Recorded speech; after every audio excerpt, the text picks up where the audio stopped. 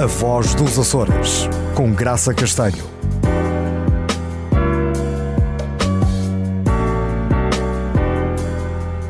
Neste programa da Voz dos Açores, da SMTV, a partir dos estudos de Ponta Delgada, vamos ficar à conversa com o professor Valadão Serpa, docente, escritor, defensor dos direitos da mulher, crítico acérrimo da situação atual que se vive na Igreja Católica, nomeadamente na questão do celibato dos padres. Estes são os temas que vão estar em discussão aqui e em reflexão.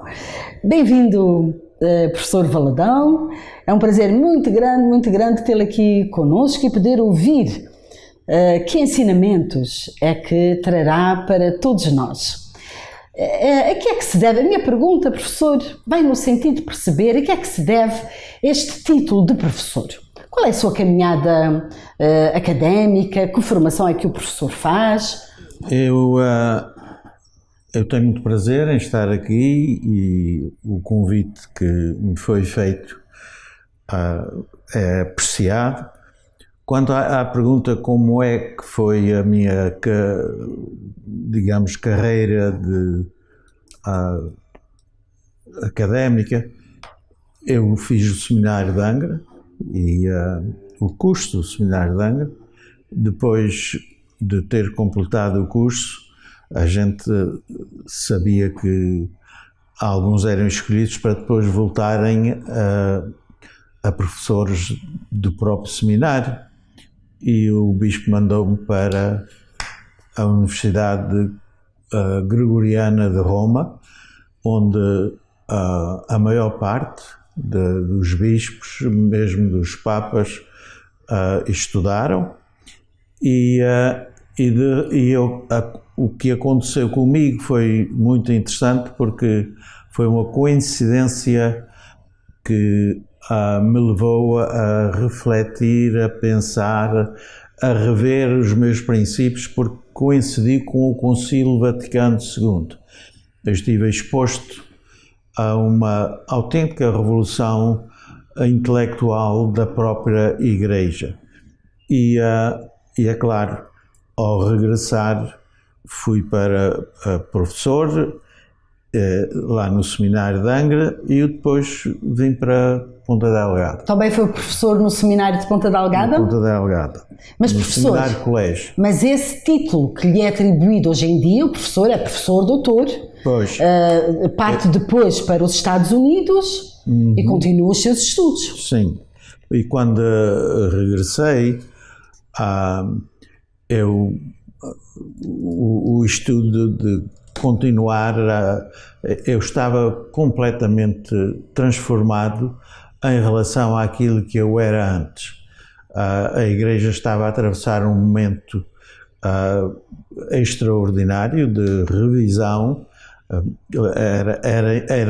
E eu lembrava-me frequentemente, o Papa João XXIII, quando estava a preparar o concílio, estavam reunidos e ele, com os cardeais, com aquelas pessoas mais teólogos, mais responsáveis pela Igreja, e ele levantou-se e foi abrir uma das janelas e voltou ao seu lugar e disse: eu fui abrir para vos dar uma ideia, eu quero uma igreja arejada, como este quarto, a gente está, esta sala, a gente está aqui, e não estava muito arejado.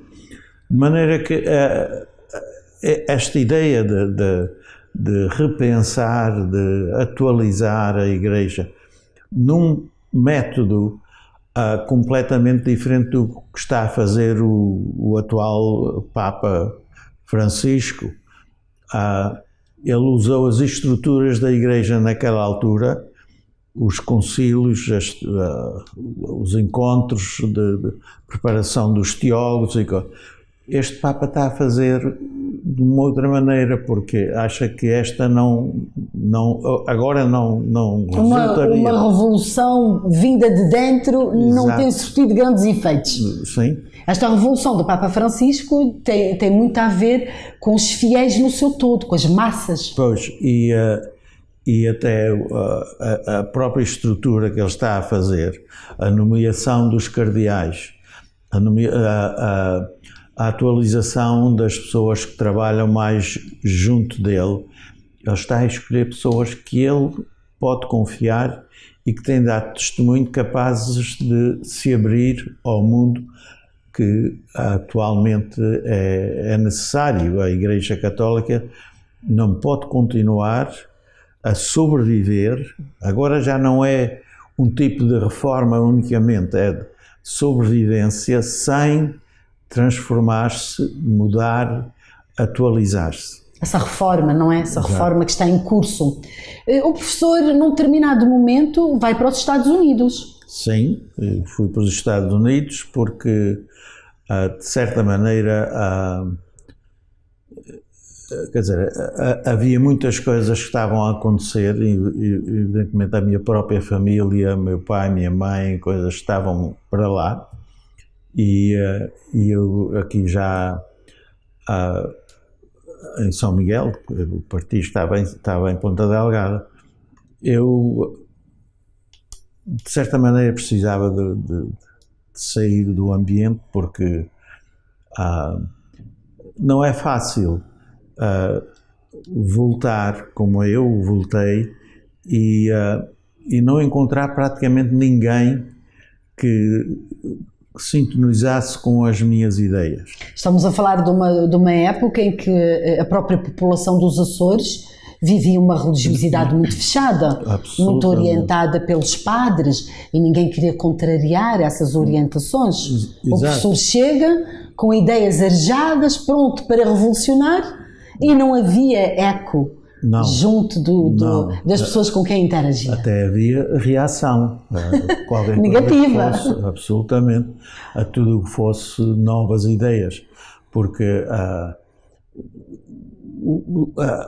a pequenez, digamos, da diocese, a divisão que a diocese tem de diferentes ilhas, conduz a uma falta de comunicação, a uma falta de tentativa de conjunto de mudar coisas. E a Igreja sempre quis o controle e o poder, de alguma forma. Nunca quis fiéis a pensar e a querer mudar o que quer que fosse. Exato.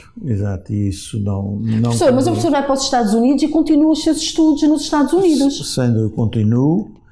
E faz que curso? Que curso é que faz? Qual é a sua caminhada académica nos Estados Unidos? Eu tive de fazer equivalências.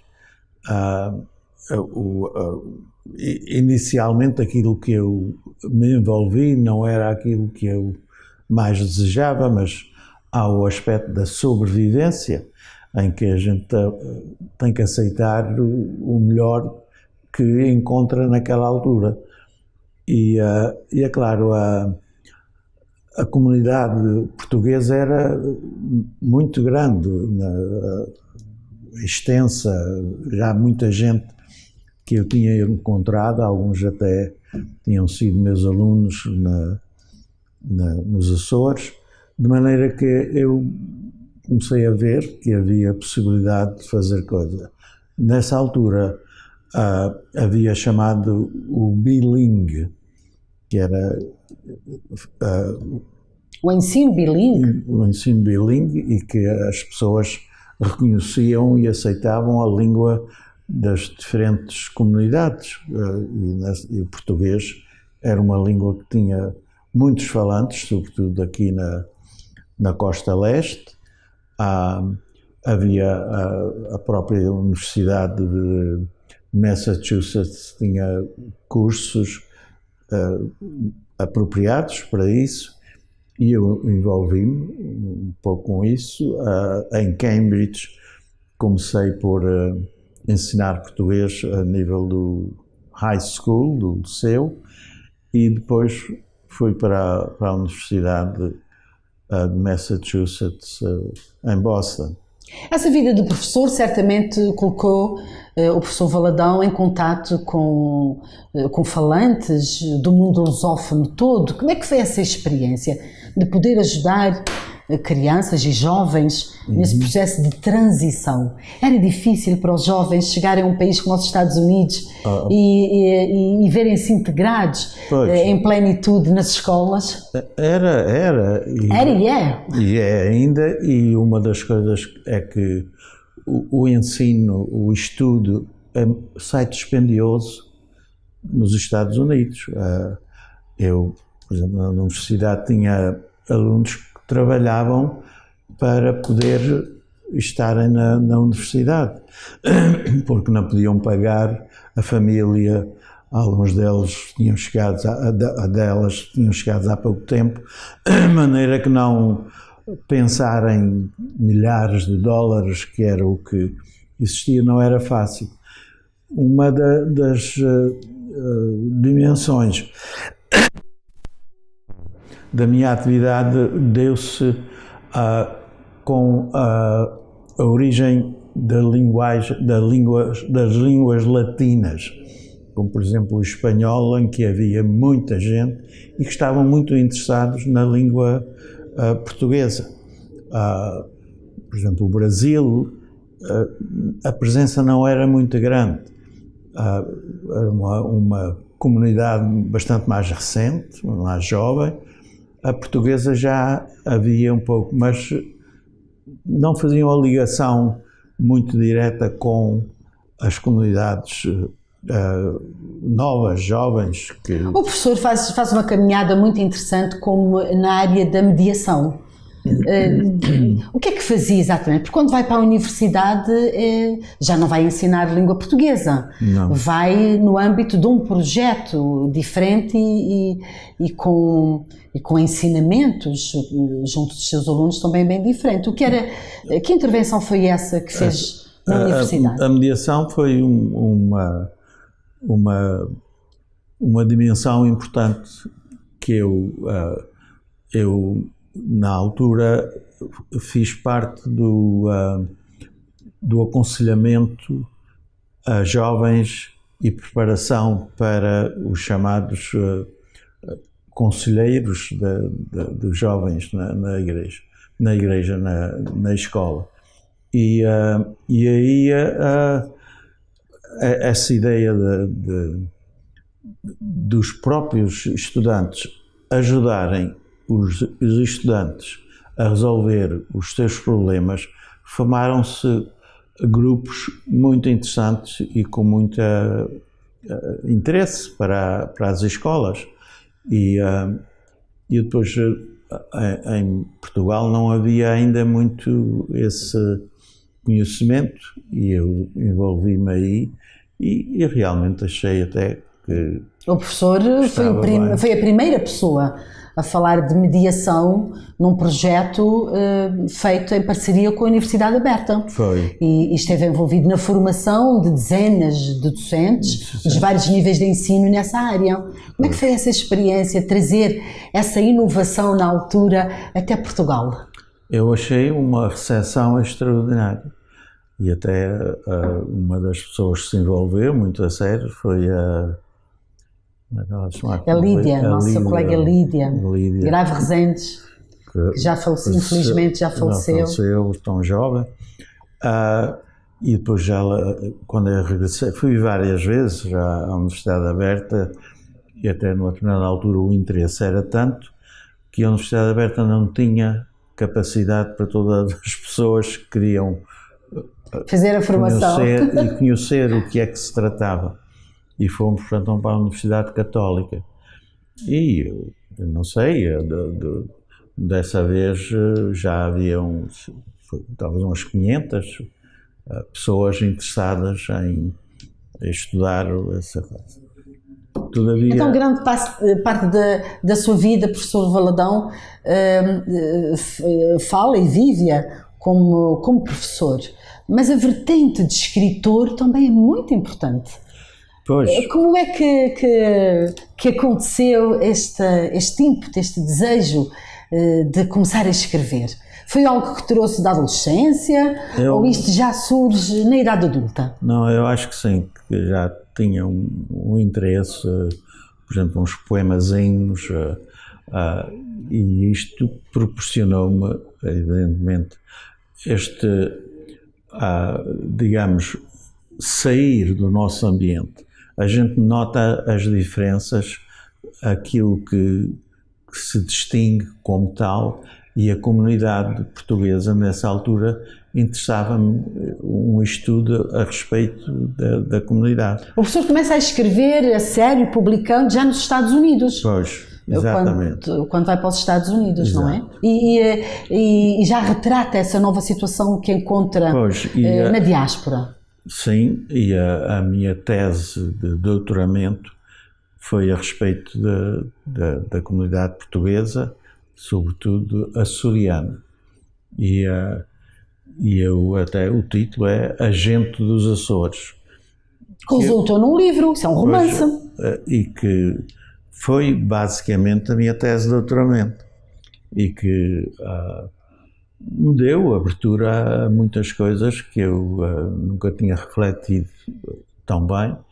No entanto, com a ligação à Universidade Gregoriana de Roma, da Itália, sim, em que o meu professor, o diretor da tese principal era francês, de maneira que eu fiz até os exames em francês. Na altura falava muito melhor do que não falo agora, porque o inglês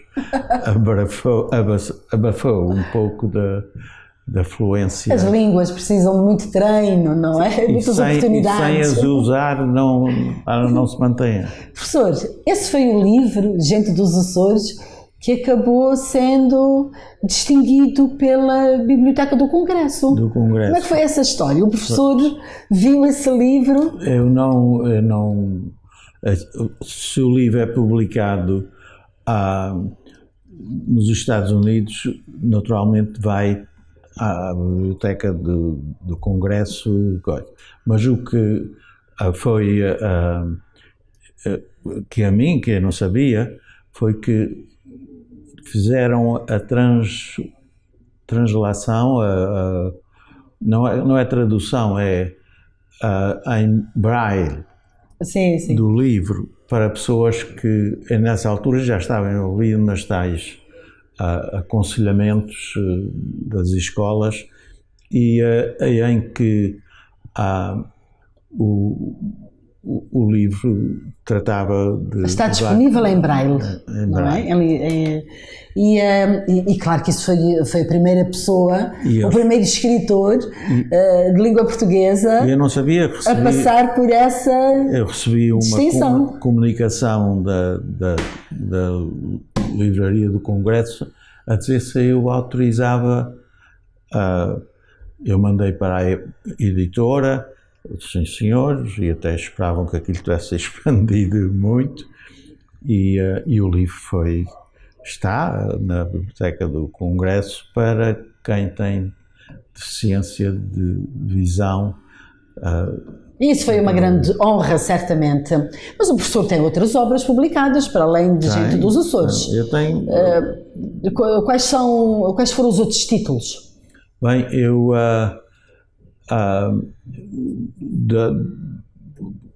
por exemplo, no progresso, no desenvolvimento da minha própria vida pessoal, houve ocasiões que tive necessidade de as expressar na escrita.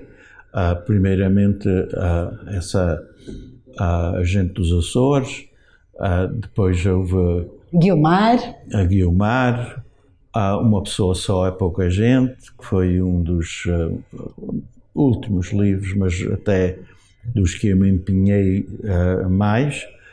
Gente Sem Nome é outra obra. Gente sem Nome, porque aí então eu notei que havia muita gente, imigrantes, que não se distinguiam e que realmente a sua vida era exemplar em muitos aspectos, e passavam por anónimos, e que até o dizer gente sem nome não era no sentido De os ignorar é exatamente o contrário de os...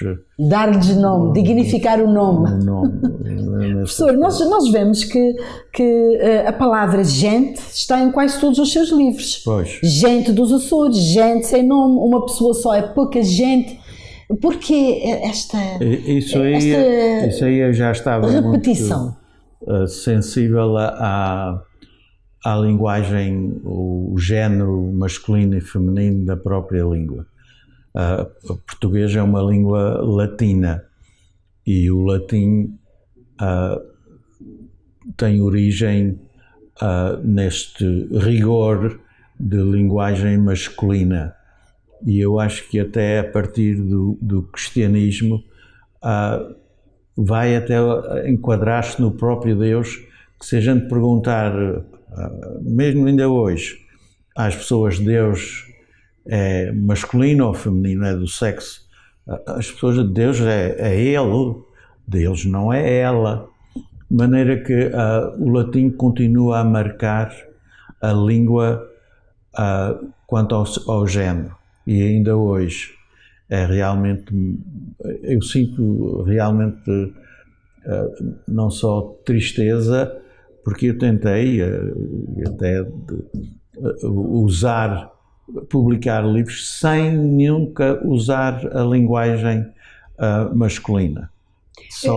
E o professor, será que pode explicar um pouco mais essa sua ideia de, em vez de falarmos de linguagem sexista, podermos vir a falar de uma linguagem machista?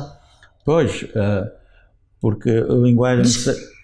Desconstruindo, como é que a gente pode explicar o que é isso da linguagem sexista ou machista aos nossos eu ouvintes, acho que vem e aos nossos ouvintes? A influência do homem quanto à vida e quanto à língua. Exemplos, professor, exemplos concretos que precisam de ser repensados para as pessoas nos entenderem. Bem, eu acho que ainda se continua a usar, mesmo nos meios de comunicação, sem problema nenhum, a falar-se dos pais, por exemplo, incluindo a mãe e o pai, e a gente sabe muito bem que, sobretudo para a criança, a mãe tem um papel singular, extraordinário, que não se pode ignorar dessa maneira.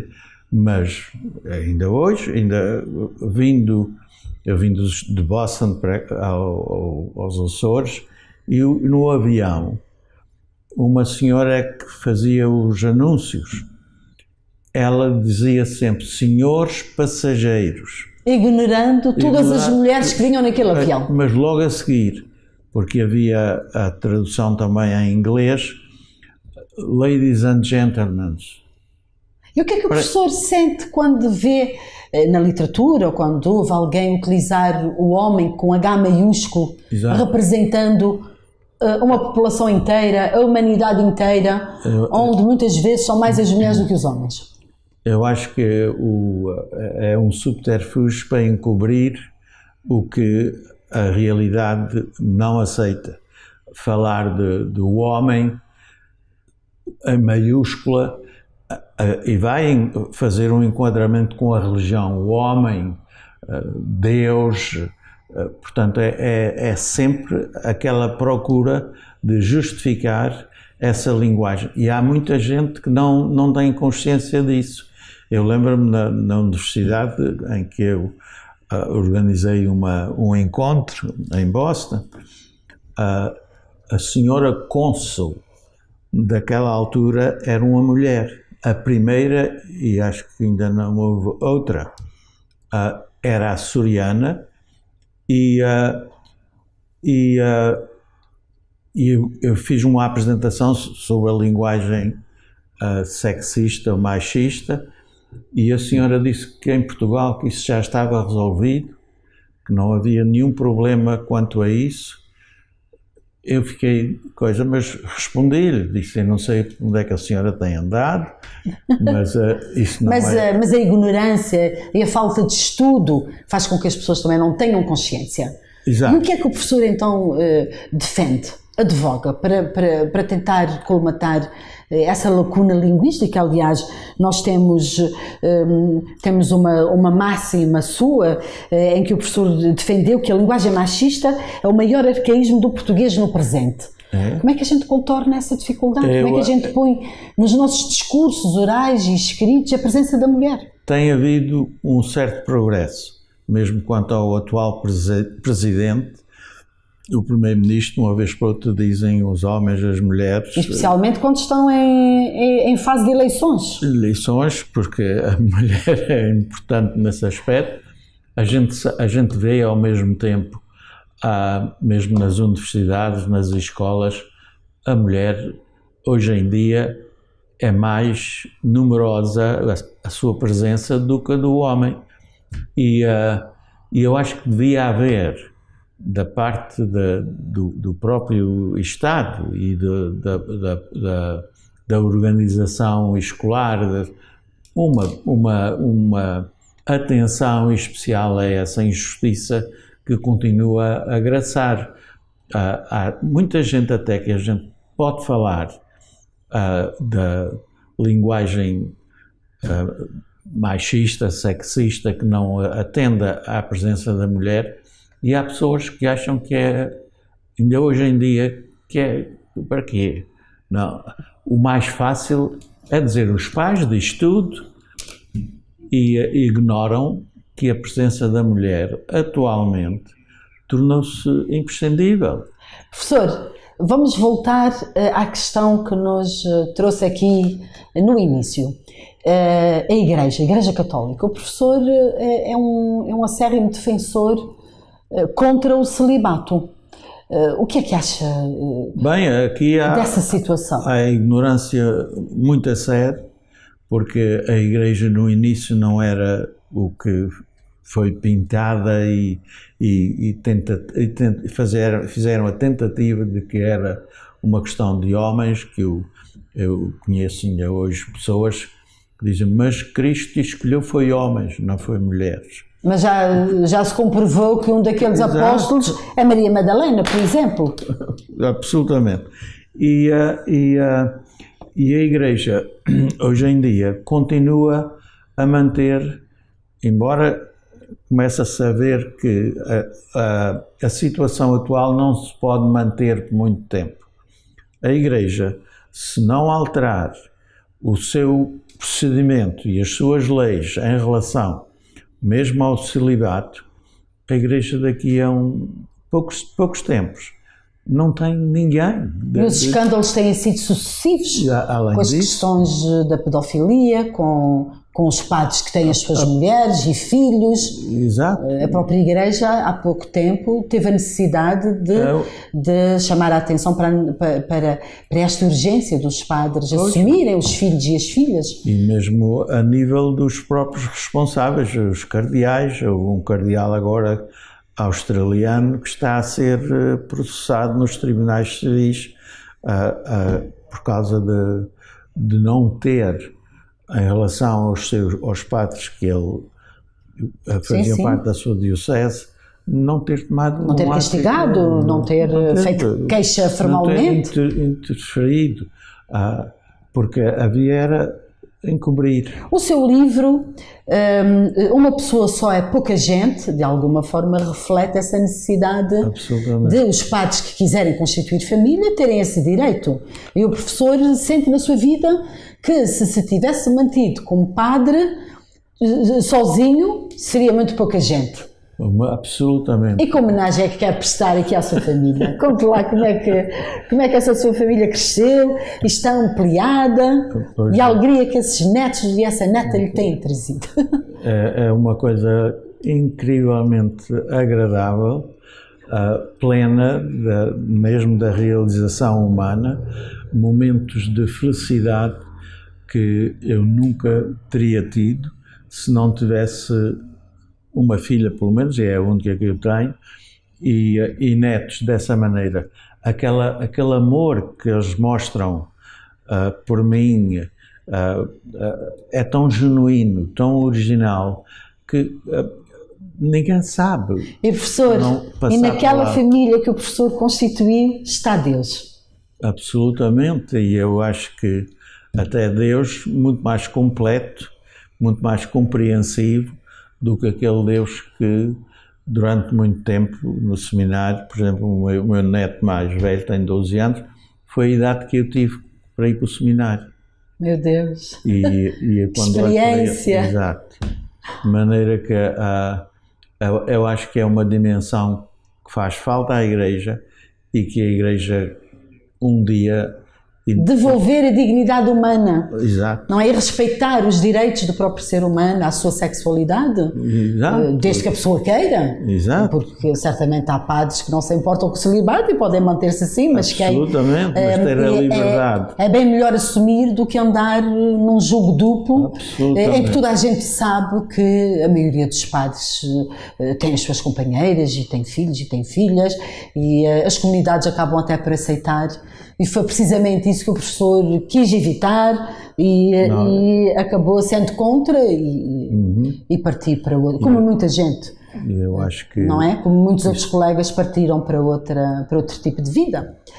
E com estes ensinamentos brilhantes, de uma cabeça aberta, vamos terminar este nosso programa, desejando aos nossos ouvintes e às nossas ouvintes as maiores felicidades. E não se esqueçam, sejam felizes.